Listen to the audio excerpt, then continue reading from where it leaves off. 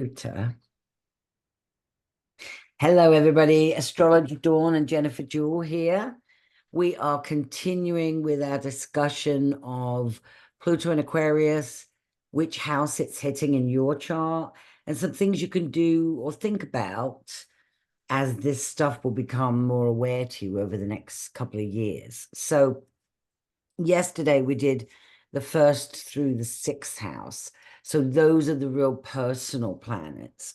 They're usually about your own growth. The more planets, in the first through the sixth house, the more it is about you working on yourself in this lifetime. Whereas the 7th through 12th is about relationships and partnerships and joint ventures and things you do together.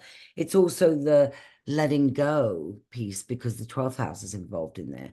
So, and intuition and friendships and giving back. So it's a very different focus. And you'd have to look at your own charts, but we're interested in Pluto, which is the planet of really digging into something. I always like to think of it as like one of those excavators in a backyard that's really digging down as deep as possible because they've got pylons there or something, you're building something there. We've got to dig as deep as possible. That's what Pluto does. It's been doing it in Capricorn for 20 years. So it's all been about economy and money and power and control, and we're moving away from that. Back and forth over the next couple of months, but in Pluto by November the 19th, in Aquarius for 20 years. And Aquarius does not like rules and regulations, is unexpected, unusual, different, interesting. And it represents freedom. It also represents the metaphysical. It rules astrology. Aquarius does. So you might find yourself dipping into learning more about something in the metaphysical realm over the next 20 years, might find something that you're interested in. Well, you go, girl, because that's what you need to do. So we're going to start then, Jennifer, with the sixth house. So Pluto, get your chart out. Look at where Pluto in Aquarius is. In which house is it in? So this is the house of, oh, sorry, not the sixth house. We're starting on the seventh, aren't we? We're starting on the 7th. You got it. I was going to say, I want to do the sixth house We again for went some through reason. 6 last time. Now we're starting at 7. Relationships, marriage, contracts, business partners, equality, sharing, your interpersonal skills. It can also be love, things you love as well. So this seventh house, there's going to be a shakeup when it comes to your relationships. When Pluto is going through Aquarius, and it affects your relationship house, there can be you looking at your relationship and seeing if any of your freedoms are being impinged on by the relationship. So, it might be the opposite, that, oh, that's not something I have to be concerned about, because it's not, remember, good or bad when it's going through, it's just looking at. Yeah. There might be a friend that you feel is becoming really codependent. And or you have a group of friends where you always seem to be the one that is solving the problems. Unexpectedly, you're going to leave those groups and find other people. So you're going to be looking, you may get an unusual business partner, or what other people would think is unusual won't be unusual for you. It'll fit in with whatever it is that you want to be doing. So be aware of the energies around relationships and partnerships. And if you notice that, well, there's more focus on that lately, maybe you can offer some help, Jennifer, on what we can do and what does that have to do with one of our chakras? If so, which one? What's going on? Yeah. So a little reminder for the folks in case you're not as familiar with the chakra system. The chakra system is our energetic centers that we have. We are energy beings in a physical body. And so in our energy body, we have these energy centers and vortexes, and we've got major chakra points that mirror our spine, that go from our base of our spine all the way to the crown of our head. And there are 7 major or 12, depending on which ones which version you want to subscribe to. I actually work with 8, and we're going to talk actually about the extra 8th one here today when I work with my clients. But this one here, when we talk about Pluto moving through your 7th house, this is really where we start to bridge between multiple chakras. And so this is like our 2nd chakra, our sacral chakra, which is our goddess energy and love, relationships, creativity, sensuality, being able to have really that romantic partnership. And then the bridge into your heart chakra. And that's your love in your home and how you have interpersonal relationships with those that aren't just romantic partners, but it could be anyone else in your life as well. Friends, your chosen, I like to call it your chosen family, not necessarily your given family. But looking at those 2 chakra points, and if you find that maybe you are feeling a little tightness in your hips, if you're feeling a little tightness in your chest, a couple of things to think about, especially for women, we hold a lot of stress in our hips, hip openers. So sitting and doing a handful of hip openers, you can find a lot of great ones out on YouTube. But then also frequency. I am a vibrational sound therapist as well. And I love frequency. Everything is frequency, including our chakra points. And so listen to frequencies that are 417 hertz and 639 hertz. There are a lot of them available. Again, you can do a Google search or just an internet search on them. You can go to YouTube. I actually have on my channel, the Empress Exchange.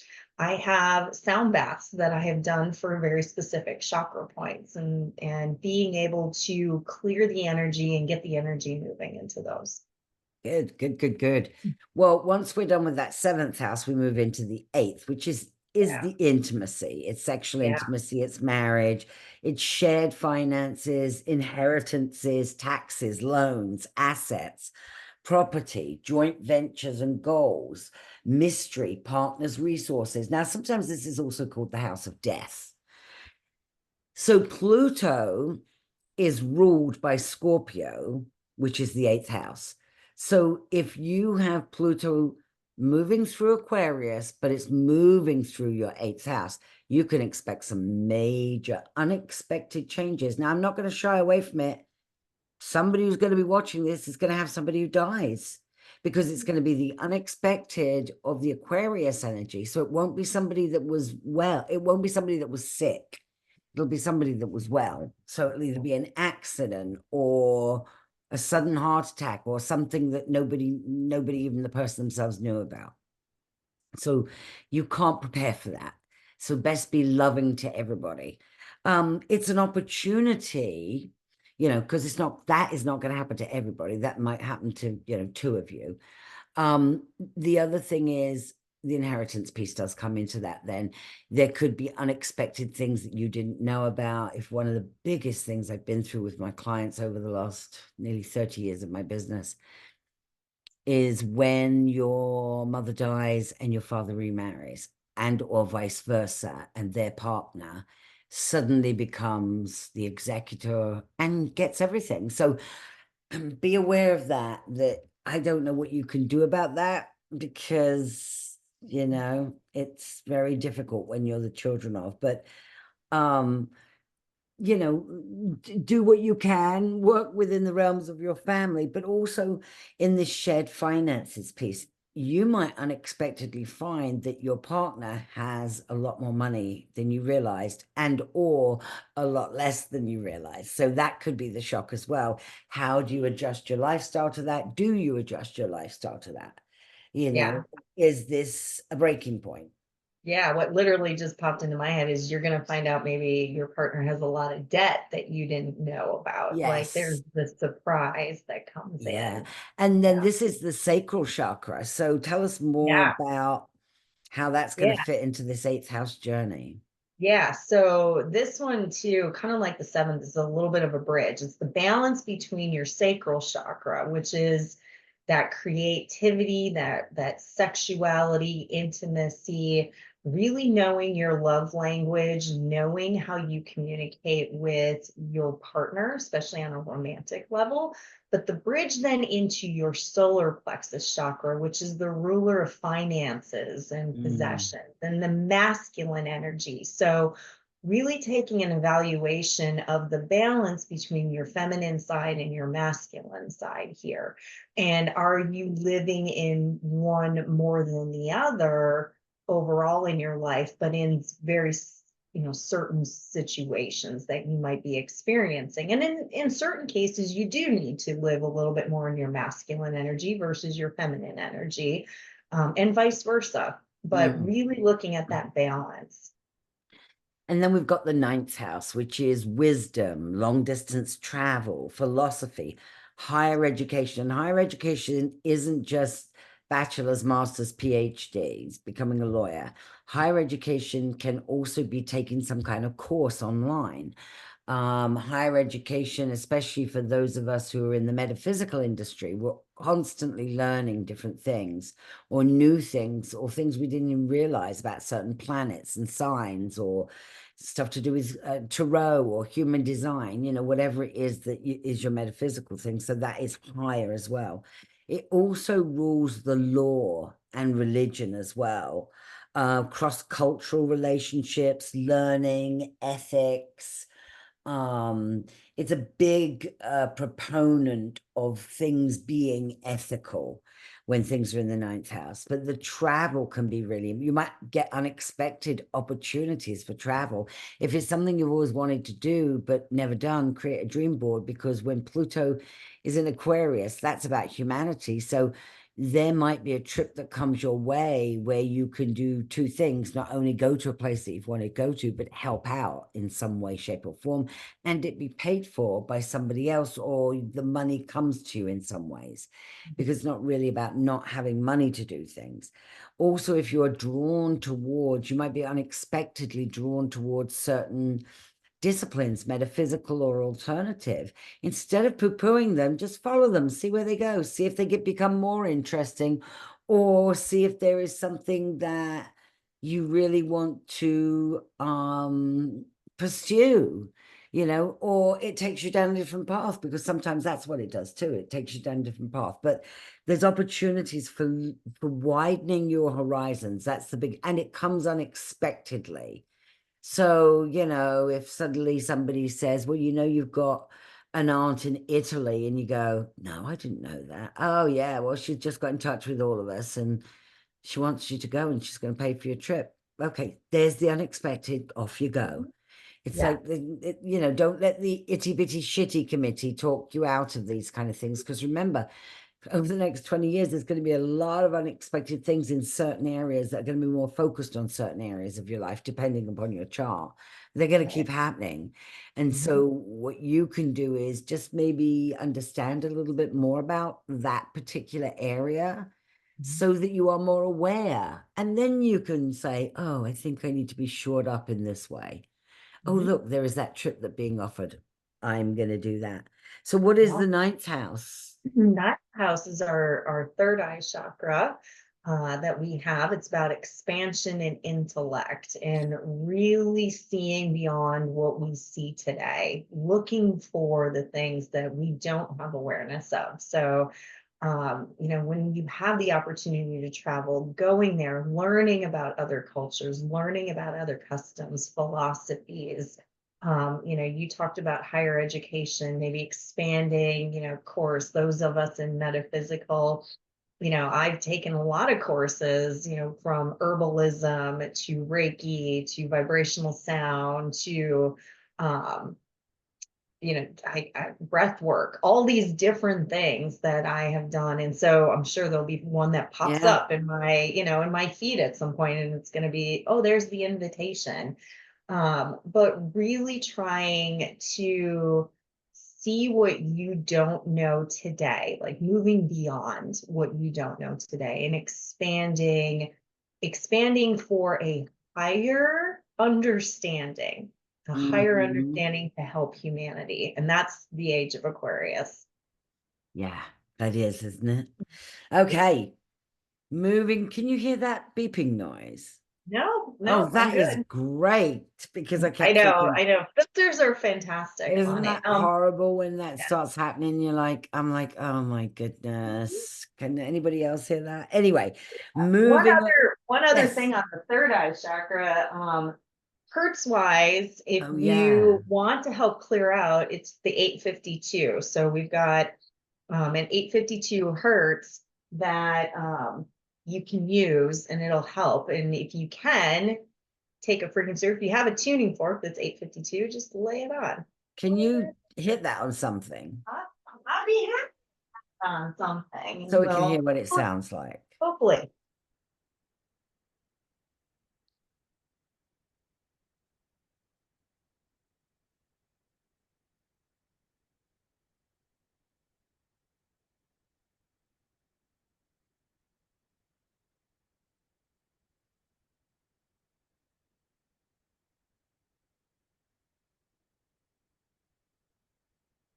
Did you hear it?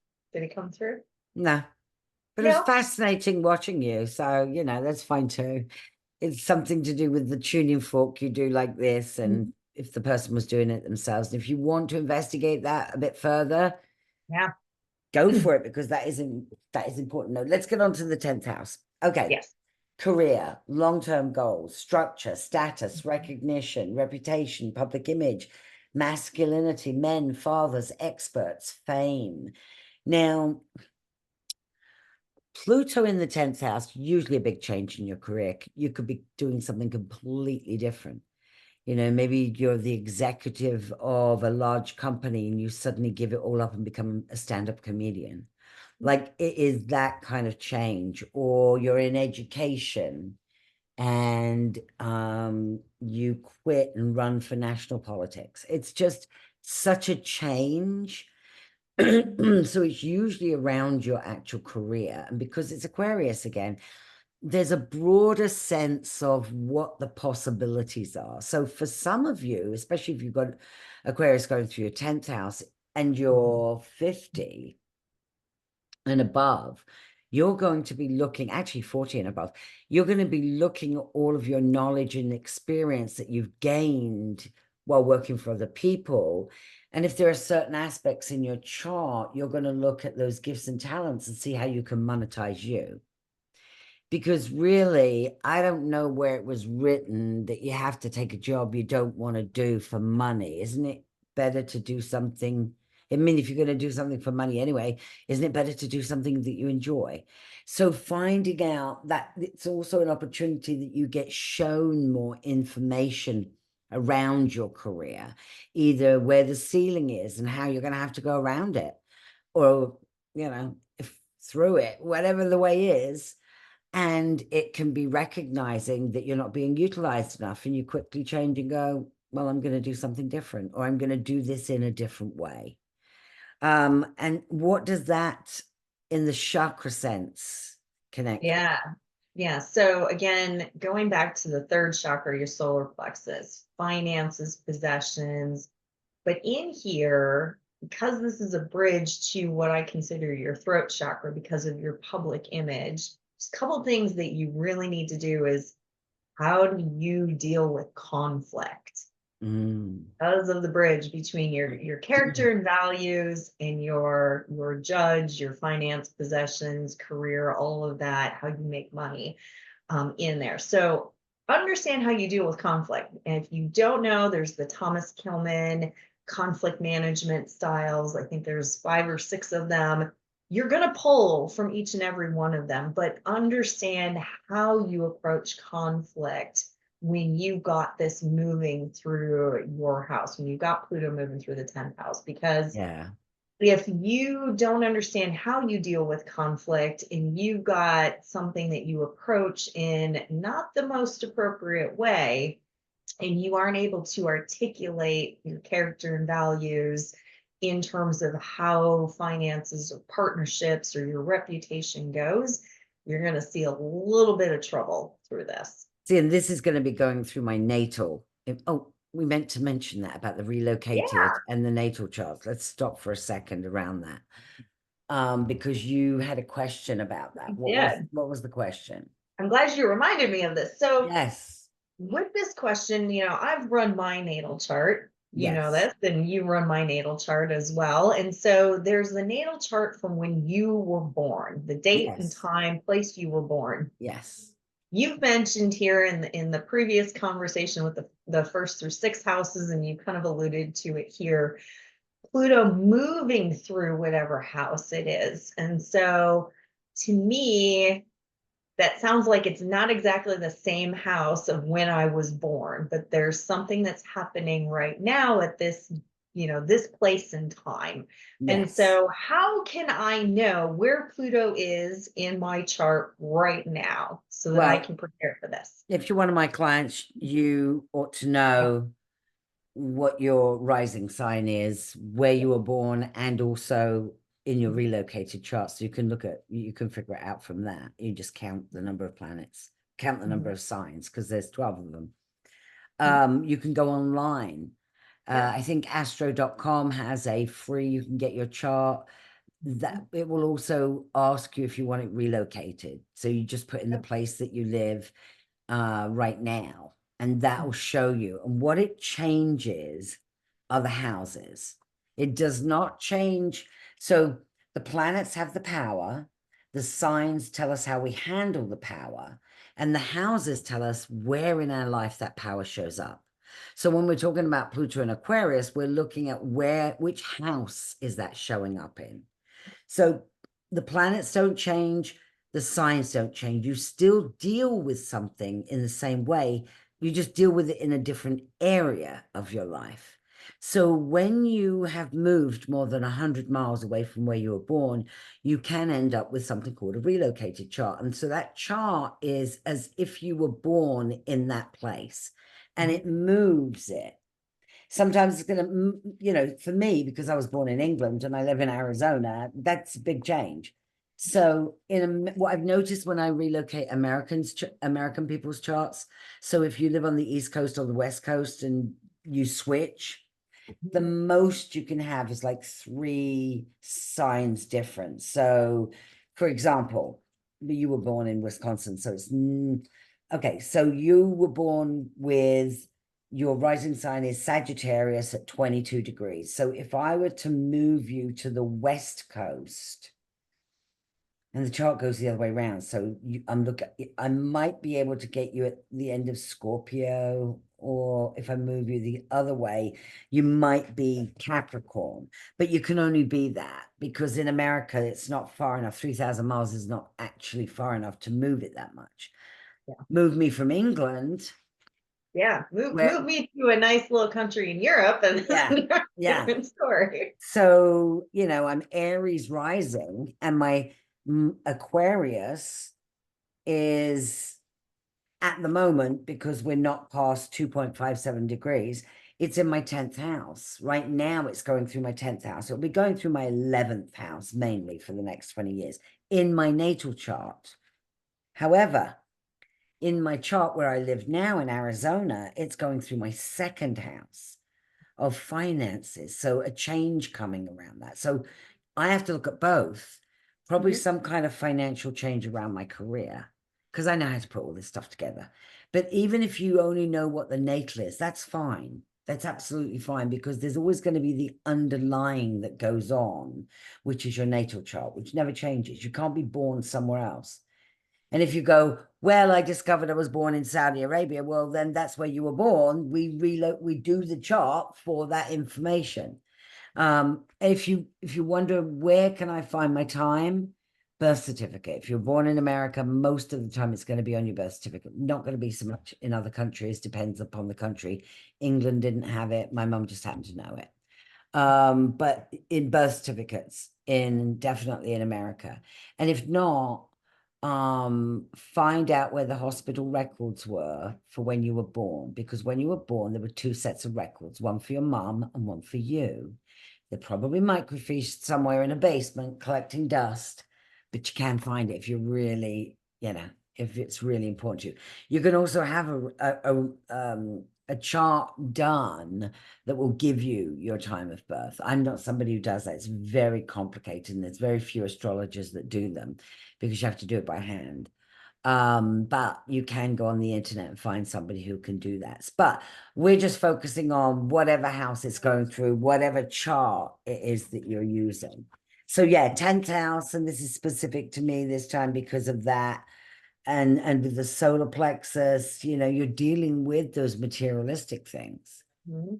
You you're dealing with conflict and how you resolve that. And then we move on to the nicer or the easier 11th house.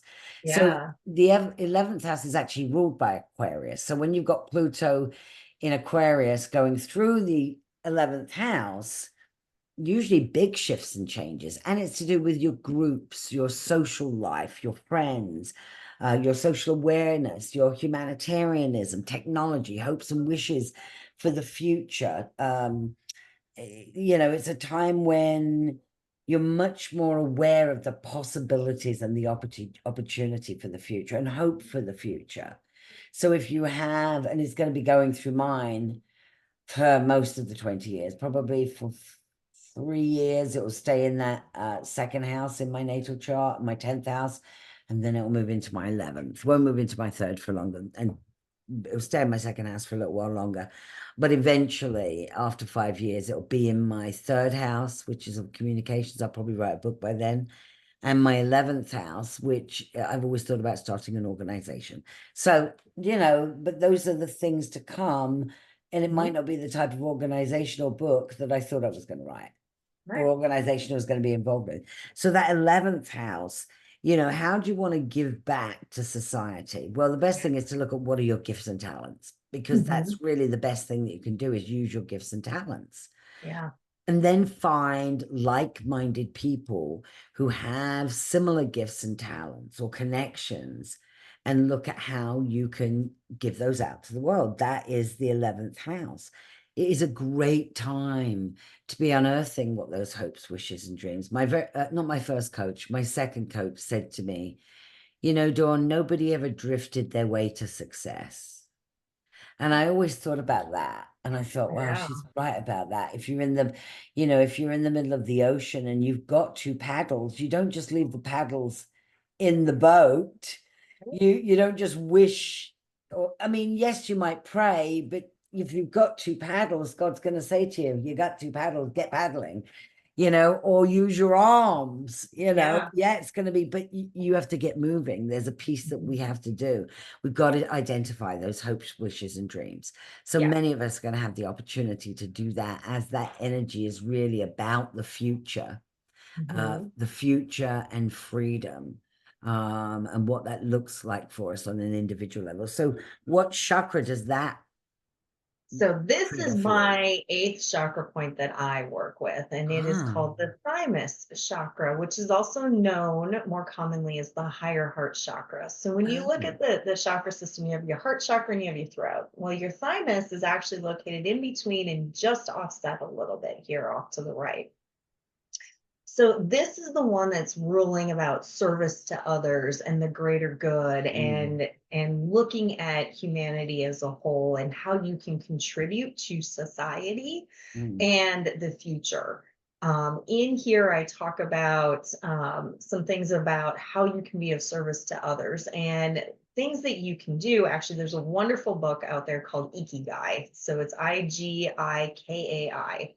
Ikigai, and it really talks about what it is that you're good at, what do you enjoy doing, how you can provide something to individuals. So what can you get paid for? So what are you good at? What can you get paid for? What does the world need to have? And as you start to lay these things out, hopefully there's an intersection somewhere in the middle of, all the sweet spots and things converging, but it's a wonderful tool.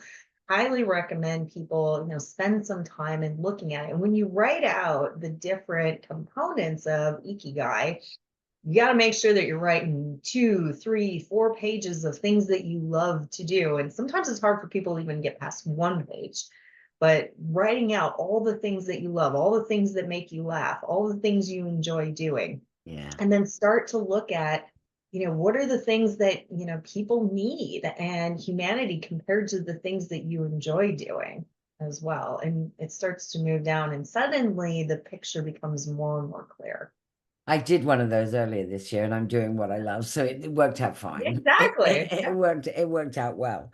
Yeah. Okay, the last house, which is the 12th house.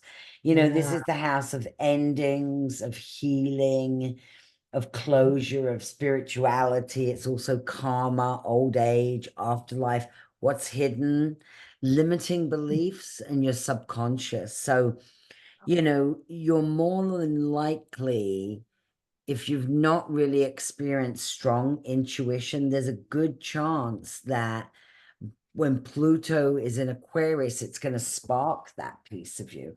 It might spark healing energy as well. Things that you have held on to for years, you suddenly might have this realization of, oh, this is weighing me down. This isn't weighing the other person down. I shall never forget a story that Oprah said once about how she'd been angry at this woman for like 10 years. And she bumped into her, and this woman hadn't been angry at Oprah for 10 years, and hugged her and said, how you doing? And Oprah realized that, she drank the poison hoping that this woman would die, and not literally, but metaphorically, of course. Right. And it really is that holding on to, the healing can be letting go of what you've been holding on to, changing your perspective, having some compassion, looking at things from a different viewpoint. It doesn't, it's like when I've heard people talk about, forgiving people who've murdered one of their loved ones. It's not forgetting. There's a Right. difference between forgiveness, and forgiveness is not about them, really. It's about yourself. And that can bring about healing. You might find that there's more growth in your spirituality. And remember, religion and spirituality are two different things. Religion is a business and spirituality is a belief. I'm not being rude to religion. You're absolutely welcome to belong to any religious belief you want to belong to, and give to them if that's what feels correct for you. Just as if you are just spiritually motivated, you might find organizations you want to give to as well. So, that works as well. The endings piece, yes, of course, it can be people die. That's more likely the 8th house, though. The 12th house is usually endings that you choose to end, of relationships, of work situations, of sort of things you don't like anymore that are not working for you. Or if something ends in your life, you learn to look at it in a different perspective. And it becomes so much more like, oh, yeah, I can see how that needed to end. It doesn't mean it won't take time. So what have you got on the 12th house? Yeah. So this is, of course, the one chakra we haven't talked about in the previous session or this one, and this is our crown chakra. It's right up here at the top of our head, and it is about spiritual health and connection to source and your higher self, and the infinite wisdom that you have as an energy being in all the lifetimes that you have ever lived, in here. And so really taking some time to quiet the mind, because the mind is going to make up and fill in the gaps Oh, of yes. all the things. And so quieting the mind. Meditation is really good for this one. Listening to 963 hertz as well. I've got a meditation to connect with your higher counsel, receive guidance, and that internal wisdom that everybody has for living their best life. Mm. I love that. I love that. I love that. Now, the chakras that Jennifer's been talking about are different than the energy centers in your human design chart. So remember that the things, because they're different systems. And rather than trying to merge the systems together, I don't know why we have a tendency to want to do that. Look at them as completely individual that you can really learn something from, you know? So you need to learn where Pluto in Aquarius is moving through. Which house is it moving through? What area of your life is going to be affected the most. We don't know exactly what's going to happen because that's the beauty of the Aquarius energy. It's unexpected. However, after a few things within the same area of your life keep happening, that's your opportunity to go, wait a minute, I've been dumped 3 times now and I just dumped this other person. Maybe this is about relationships. Maybe I need to pull my chart out. Of course, you can always come to me. We can look at that in the context of a reading just to update you. You can find more about me at astrologerdawn.com. And Jennifer Juel, we can find you at theempressexchange.com. That is correct. And, keep an eye out for other things that we might do together, because this is the unexpected time. It is the unexpected time. Namaste, everybody. Namaste.